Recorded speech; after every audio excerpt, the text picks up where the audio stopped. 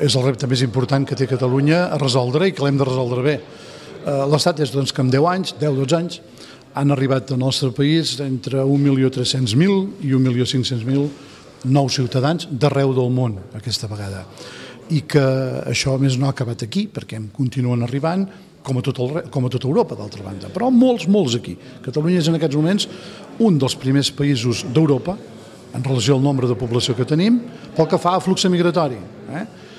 I Catalunya és un dels primers països del món on arriben més immigrants en relació, torno a dir, al nombre de ciutadans que érem i que som, demanant, en aquest cas a Madrid, reclamant totes les competències que a hores d'ara Catalunya no té pel que fa al tema d'immigració.